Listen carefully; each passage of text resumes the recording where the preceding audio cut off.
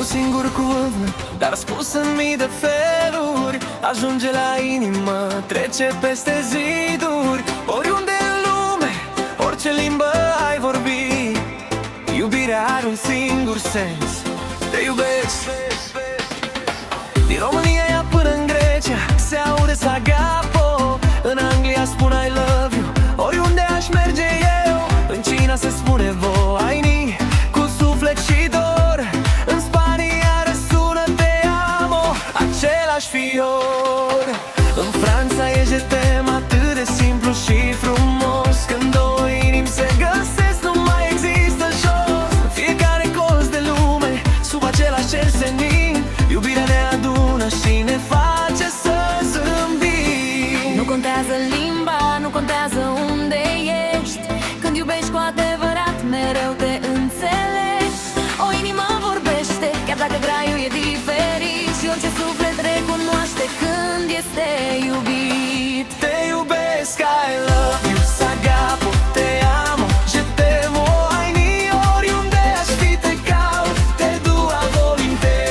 Același dor, te stimo se ni se viorum, același fior.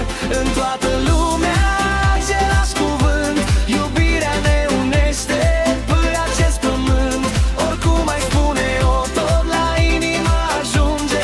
Te iubesc și lumea întreagă cântă împreună.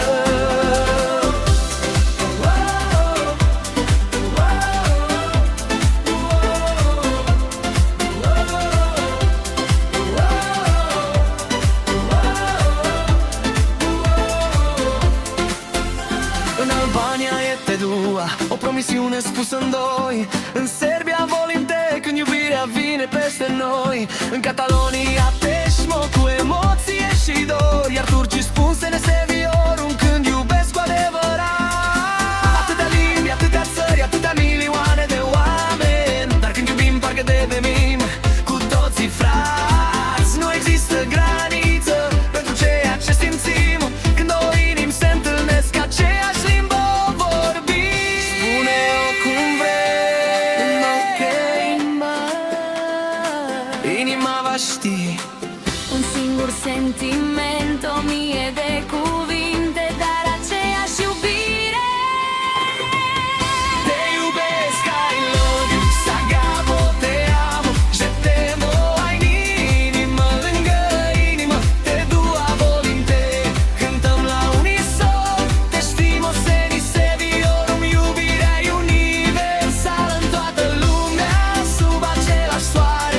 Iubirea nu cunoaște graniță sau depărtare. Oricum ai spune-o, oriunde ai fi, te iubesc, rămâne cuvântul în inimii. Te iubesc,